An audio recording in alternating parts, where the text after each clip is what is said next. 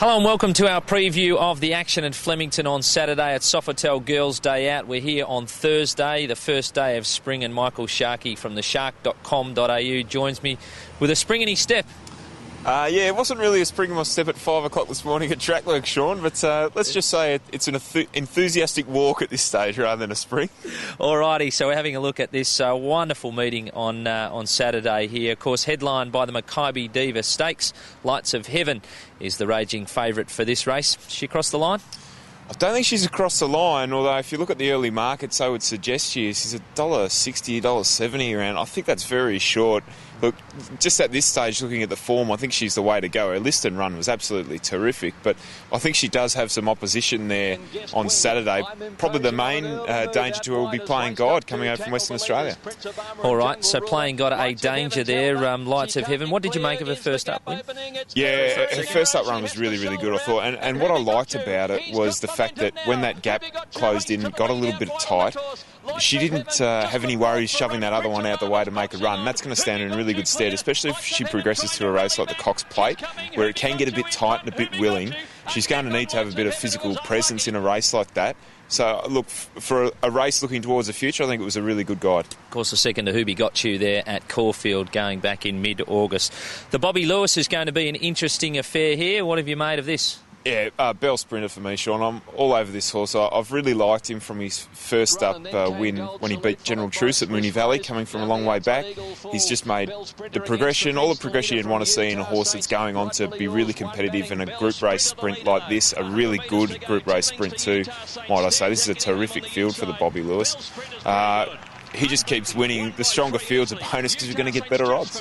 You mentioned a strong field here, lots of top quality horses, number of Group 1 winners and a number of resuming. Who's the pick of the dangers? Yeah, I think you mentioned a Group 1 winner there. Lone Rock won the Goodwood earlier in the year, and she was really good first up at Moonee Valley. The form reference says fifth and beaten a few lengths, and you might look at it and say ordinary, but the sectional time suggests that it was a really good run. She's going to improve a lot on that effort, and I think at the price, she's going to be double figures. She's one to play in the multiples there as a danger. The Let's Elope Stakes for the mares, always a terrific race. You mentioned a couple of horses that might provide anchors for people through multiples, quaddies, big sixes and the like. This might be a leg where we need to go a little bit wider. I don't know about that, because the Cochrane Stakes has been a really good guide to this race. It's been super strong. I think 8 of the last 10 winners of this race have come through the Cochrane, and the majority of those have finished in the top 4, which only leaves us with Parables, Midsummer Music and Venus World from this year's Cochrane. I think Parables is probably the pick of that bunch. Just a little bit unlucky there in the Cochrane, but her closing fractions were just fantastic. And as good as Midsummer Music is going, I think a wide draw makes her life a bit tougher, whereas Parables is going to get a nice smother, and hopefully she gets clear from the 400. And she didn't last time. If she does this time, she might just be too good.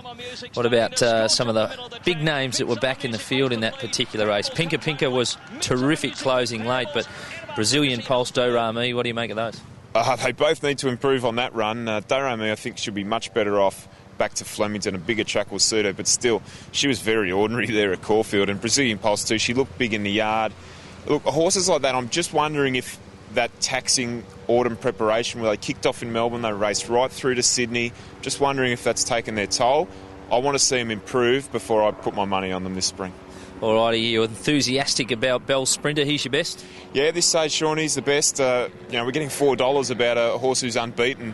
He's taking a step up in grade, but I don't see any reason to jump off him. Got an each way for us?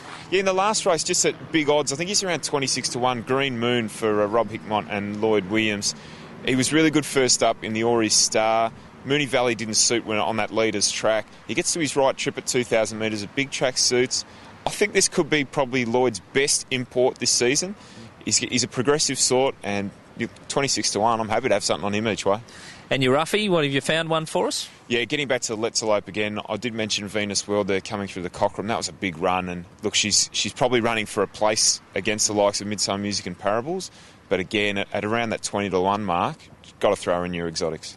Terrific, mate. Well, appreciate your look at this week's meeting for us. Of course, you can find all of the late mail and all that last-minute advice at theshark.com.au on Saturday. Weather's going to be with us this week. It seems those betting moves are going to be quite important with a number of first-up horses. Yeah, that's right. And look, I think we'll get some give in the track at Flemington. It's certainly raced that way in recent meetings. The Ori Star, although I think we had a dead 4 rating off the top of my head, it did race a bit softer than that. So look, a dead 4 this week should be perfect. A good 3's probably got enough give in it for those horses resuming, so they don't get those little jar-up problems that they can sometimes have. Terrific. That's been our preview of Saturday at Flemington.